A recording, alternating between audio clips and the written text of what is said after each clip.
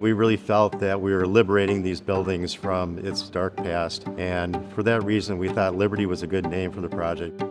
The buildings, the prison walls were all constructed out of bricks that were made by the prisoners.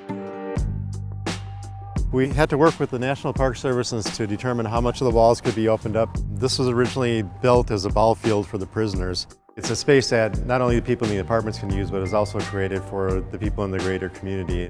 Welcome to Liberty, where we converted an old historic prison into 165 apartments.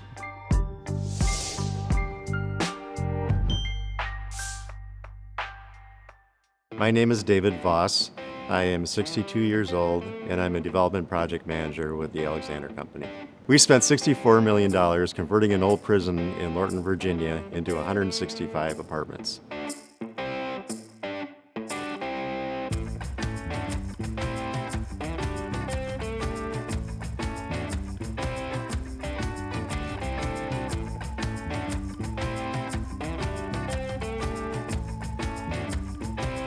The Lorton Reformatory was a good set of buildings to be converted into residential because it was a reform-era prison. So unlike most prisons that tend to be large footprint, dark buildings without very many windows, these actually had an abundance of light and had quite a bit of character to them. So they laid out very nicely for apartments.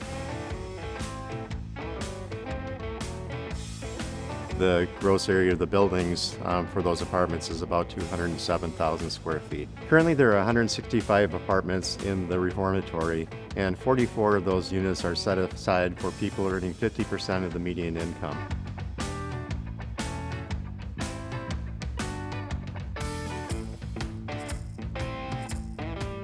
Those apartments were very warmly received. In fact, we leased up in just a matter of months and have been at full occupancy ever since.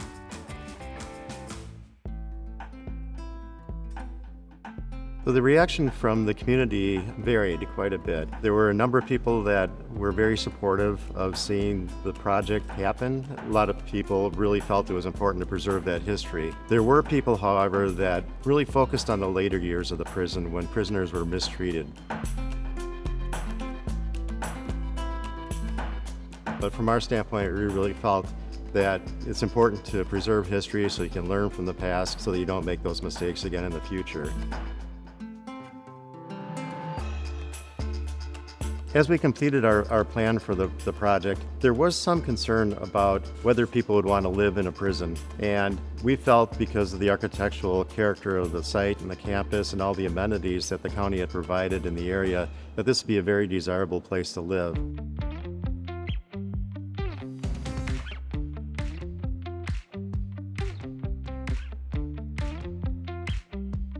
When we started talking to lenders and investors, they were concerned about a number of things.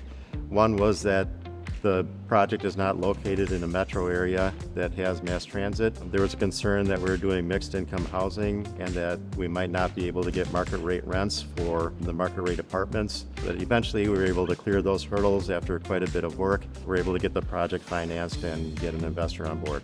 So the total development cost for the reformatory was $64 million.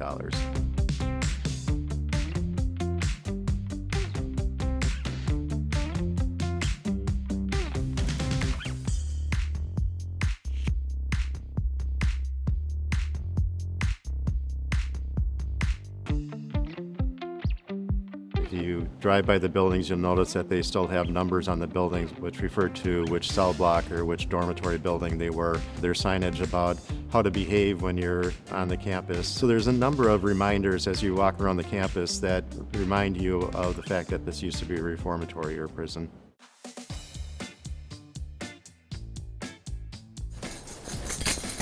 We're currently in an apartment that's inside one of the dorm fingers. The dorm fingers are a series of dormitories that surrounded the quadrangle, and they were set up much like you would expect to see in Army barracks, where there are long, narrow buildings with courtyards between them, and each side of the dorm fingers were lined with bunk beds and footlockers. We removed all the footlockers and subdivided each of those dorm fingers into 3 different apartments.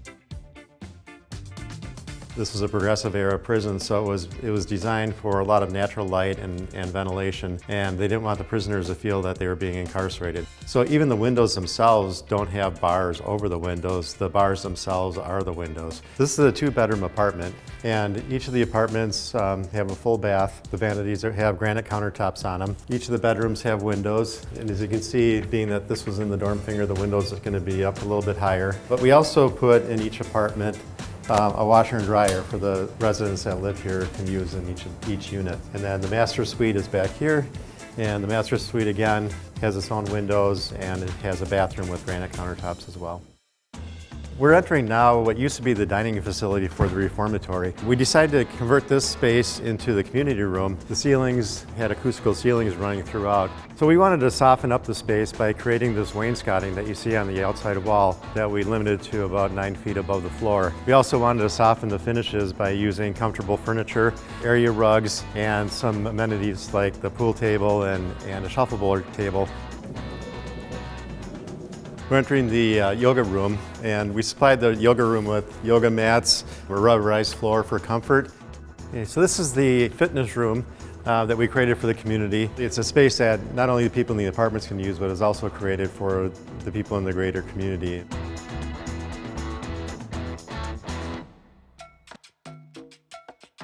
Off to our right, you see where we created the community pool. We also created 2 playground areas for the residents to be able to use. This was originally built as a ball field for the prisoners. And as you can see, the grandstand is constructed of the bricks, again, that were made by the prisoners themselves. The ball field was eliminated and replaced with a central green, which serves an all-purpose surface for the residents to be able to use.